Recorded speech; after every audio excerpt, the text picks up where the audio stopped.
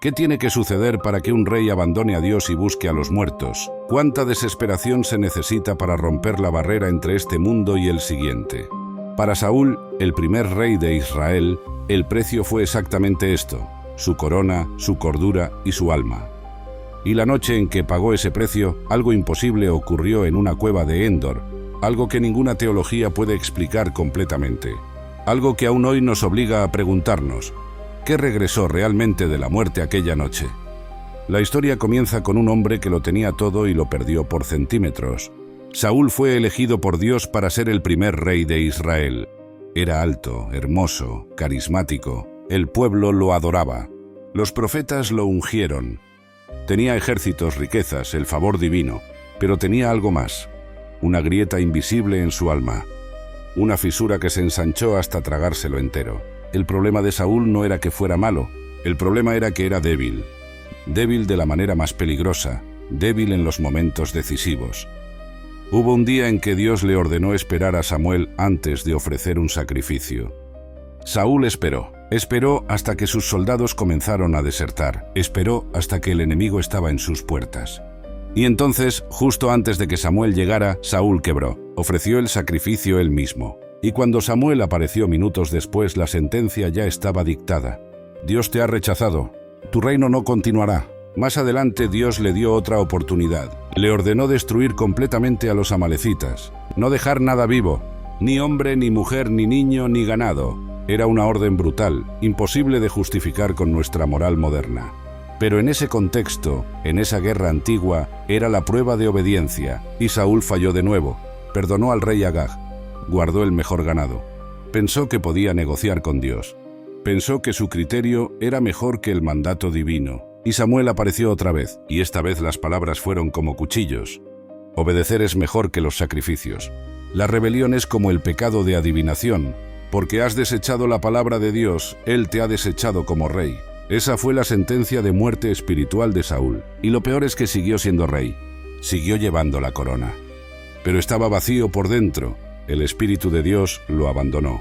Y en su lugar llegó algo oscuro. El texto bíblico lo llama un espíritu malo de parte de Dios, un tormento que lo consumía desde adentro. Saúl comenzó a tener episodios, ataques de rabia, paranoia. Intentó asesinar a David, el joven que tocaba el arpa, para calmar sus tormentos, porque supo que David sería su reemplazo.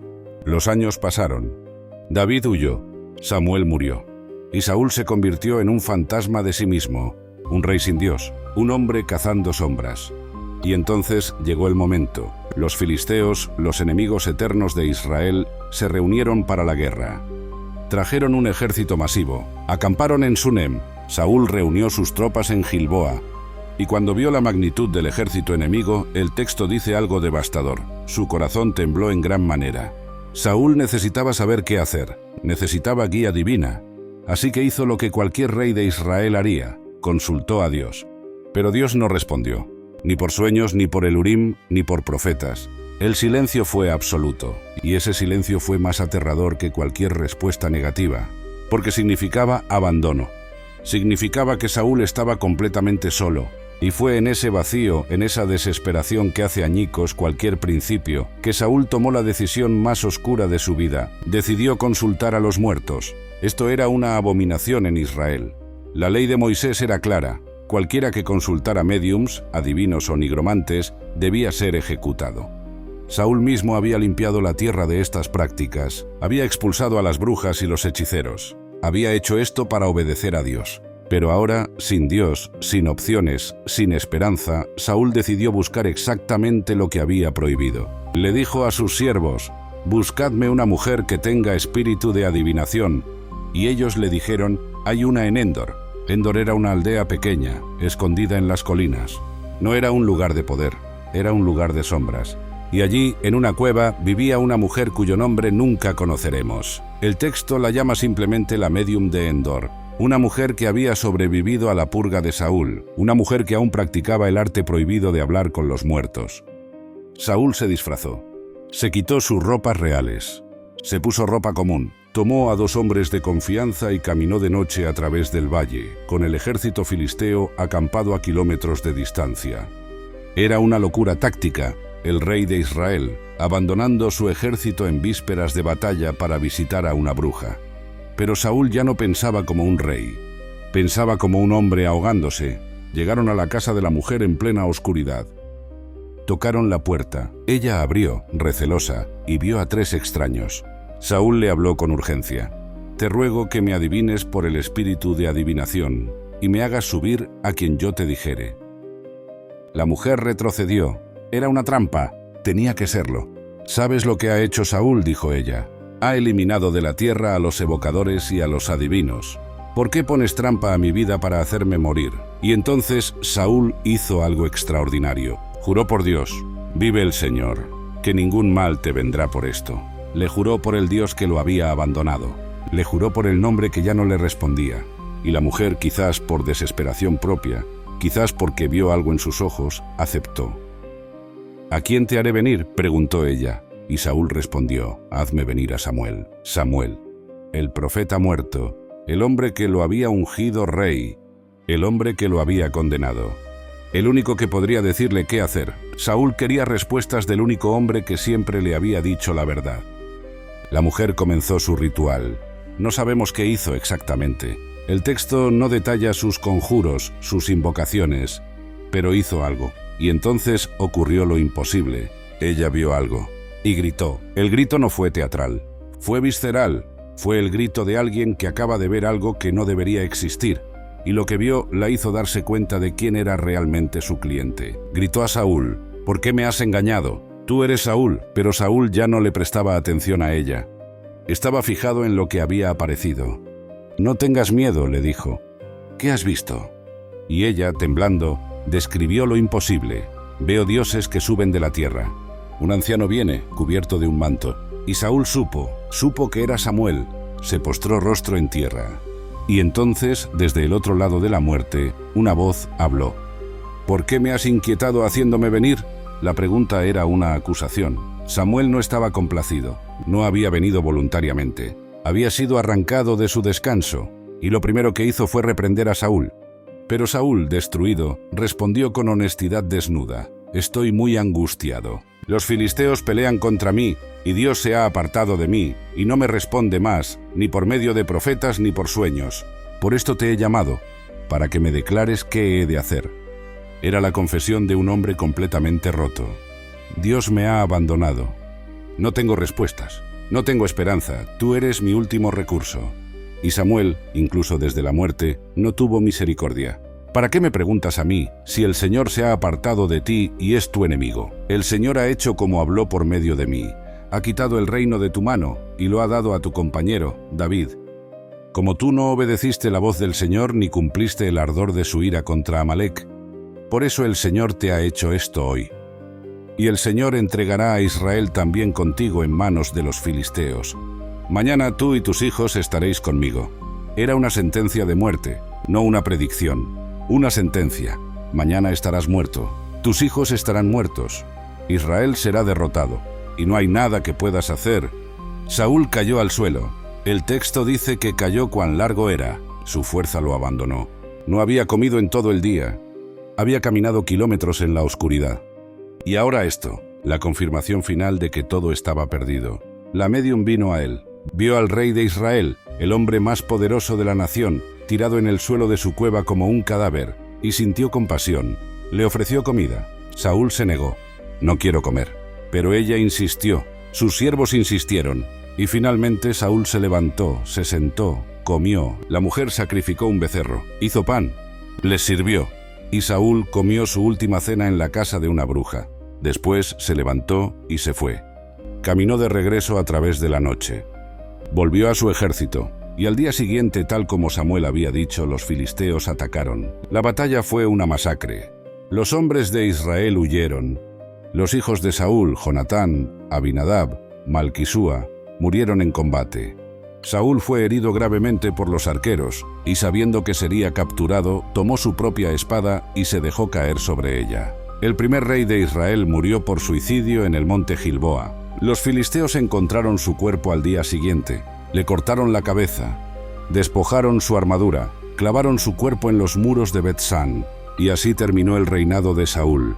No con honor, no con redención, con humillación. Pero la historia de Endor no termina con la muerte de Saúl. Termina con una pregunta que ha atormentado a teólogos durante 3000 años.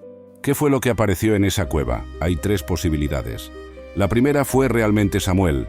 El profeta muerto fue resucitado brevemente por el poder de Dios para entregar un mensaje final a Saúl. Esta interpretación se basa en que el texto nunca sugiere que fuera una ilusión. La médium se sorprendió. Ella no esperaba que algo real apareciera, y Samuel habló con la misma autoridad que siempre tuvo. Conocía el futuro. Sabía lo que Dios había decretado. Si fue un demonio disfrazado, ¿por qué Dios permitiría que la profecía fuera verdadera? La segunda posibilidad fue un demonio, un espíritu maligno que se hizo pasar por Samuel. Esta interpretación sostiene que Dios nunca violaría su propia ley permitiendo que la nigromancia funcione. Los muertos no regresan. Los médiums solo contactan demonios, y este demonio simplemente repitió lo que Samuel ya había dicho en vida. No reveló nada nuevo, solo confirmó el juicio que ya había sido pronunciado. La tercera posibilidad es la más inquietante. Fue una ilusión creada por la mente desesperada de Saúl. La médium no vio nada real, Saúl no vio nada real, todo fue una proyección psicológica. Saúl ya sabía que iba a morir, ya sabía que había perdido el favor de Dios. Lo único que necesitaba era que alguien se lo confirmara, y su mente, rota por el tormento, creó esa confirmación. Pero ninguna de estas explicaciones es completamente satisfactoria, porque el texto es demasiado específico, describe los detalles con demasiada claridad. La médium vio algo que la aterrorizó, Saúl escuchó algo que lo destruyó, y al día siguiente todo lo que Samuel dijo se cumplió con precisión exacta. Lo que hace que este evento sea único en toda la Biblia es que es el único caso registrado donde la nigromancia aparentemente funciona. Todas las demás menciones de médiums y adivinos los describen como fraudes, como engañadores. Pero aquí algo sucedió, algo que ni siquiera la médium esperaba. Y eso nos lleva a la pregunta más profunda. ¿Por qué Dios permitió esto? Si la nigromancia es una abominación, si consultar a los muertos es un pecado digno de muerte, ¿por qué permitir que Saúl recibiera una respuesta? La respuesta más lógica es que no fue una respuesta de misericordia. Fue una respuesta de juicio. Saúl quería oír de Dios. Y Dios, en su silencio, le dio exactamente eso, una última palabra, una palabra de condena, una confirmación final de que no había escapatoria, no había redención, no había esperanza. Saúl fue a Endor buscando salvación y encontró su epitafio. Pero hay algo más en esta historia, algo que raramente se menciona. La medium de Endor mostró más compasión hacia Saúl que Dios. Ella era una practicante de artes oscuras, una mujer condenada por la ley, alguien que debería haber sido ejecutada. Y sin embargo, cuando vio al rey caído, le dio comida. Le ofreció consuelo. Se arriesgó a alimentar al hombre que había intentado destruir a todos los de su oficio. Hay una ironía brutal en esto. El profeta de Dios entregó condena. La bruja entregó pan. El representante de lo sagrado no tuvo misericordia. La representante de lo profano tuvo piedad. Y eso nos obliga a preguntarnos, ¿qué significa realmente la bondad? ¿Qué significa la justicia? Porque si Dios es justo, entonces Saúl merecía su destino. Había desobedecido repetidamente, había tenido oportunidades, había elegido su camino. Pero si observamos la historia como seres humanos, vemos a un hombre que fue elegido para un papel que no podía cumplir. Un hombre atormentado por espíritus que Dios mismo envió. Un hombre que murió solo, desesperado, rechazado por el cielo y devorado por la tierra. La historia de Endor es, en el fondo, una historia sobre el abandono. Sobre lo que sucede cuando todas las puertas se cierran. Cuando no hay profetas que respondan, no hay sueños que guíen, no hay señales que iluminen el camino. Y en ese vacío, incluso el rey más poderoso se convierte en un mendigo tocando a la puerta de lo prohibido. Saúl no era un hombre malvado, era un hombre débil. Y la historia de su vida es una advertencia sobre lo que sucede cuando la debilidad se encuentra con responsabilidades imposibles. Cuando un hombre normal es colocado en una posición que requiere un héroe. Cuando alguien es ungido para una grandeza que no puede sostener. David, su sucesor, cometió pecados peores que Saúl: adulterio, asesinato, traición. Pero David fue perdonado. David fue llamado hombre conforme al corazón de Dios. ¿Por qué? Porque David, a pesar de sus crímenes, nunca dudó de Dios. Nunca buscó atajos, nunca intentó negociar. Cuando fue confrontado se quebró, se arrepintió, volvió. Saúl nunca volvió. no porque no quisiera, sino porque no sabía cómo. Y esa es la tragedia más profunda. Un hombre que quería obedecer pero no podía. Un hombre que amaba a Dios pero no podía alcanzarlo. Un hombre que murió buscando una palabra de esperanza y solo encontró confirmación de su condena. Y en esa cueva de Endor, en esa noche oscura, se rompió el último hilo que lo conectaba con lo divino. Samuel había sido su puente. Y cuando Samuel regresó de la muerte, no vino a rescatarlo, vino a enterrarlo. Pero quizás lo más aterrador de todo no es lo que le sucedió a Saúl. Es lo que nos revela sobre el universo. Porque si esta historia es verdadera, entonces la muerte no es una pared impenetrable. Hay formas de tocarla, hay formas de llamar a través del velo. Y a veces, algo responde. La pregunta es, ¿qué es lo que responde? ¿Es realmente el muerto? ¿O es algo más antiguo? Algo que espera en las sombras, algo que usa nuestras voces amadas para atraernos más profundo en la oscuridad. Los muertos no hablan, pero algo habla en su nombre. Y ese algo conoce nuestros miedos, conoce nuestros anhelos, conoce exactamente qué decir para destruirnos. Saúl aprendió esto demasiado tarde y pagó el precio más alto, no solo su vida, sino su eternidad. Porque el texto dice algo escalofriante. Mañana tú y tus hijos estaréis conmigo. Samuel no dijo, estarás en el cielo. No dijo, descansarás, dijo, estarás conmigo, en el Seol, en el reino de los muertos, en el lugar donde las sombras de los antiguos reyes esperan sin esperanza. Y esa fue la última visión de Saúl, no la promesa de redención, sino la certeza del olvido. Pero antes de cerrar esta historia, antes de dejar a Saúl en su tumba en Bet-San, debemos hacer una pregunta final. Una pregunta que gira el espejo hacia nosotros. ¿Qué harías tú si todas las puertas se cerraran, si cada oración se encontrara con silencio? Si cada señal que buscas nunca apareciera? Si el cielo se volviera sordo a tu voz y el suelo bajo tus pies comenzara a desmoronarse, ¿a qué puerta tocarías? ¿A qué cueva irías? ¿Qué línea cruzarías si la desesperación fuera lo suficientemente profunda? Porque todos tenemos nuestra Endor. Todos tenemos ese lugar prohibido al que juraremos nunca ir. Hasta que no tengamos opción, hasta que el dolor sea más grande que nuestros principios, hasta que la necesidad de respuestas supere el miedo a lo que podríamos encontrar. Y cuando estés allí, en tu propia cueva oscura, tocando a tu propia puerta prohibida, preguntándote si algo responderá, recuerda a Saúl. Recuerda que obtuvo su respuesta, y esa respuesta lo destruyó, porque a veces el silencio es misericordia. Y a veces, la respuesta que buscas es exactamente la que no puedes soportar oír. ¿Estás seguro de que realmente quieres saber?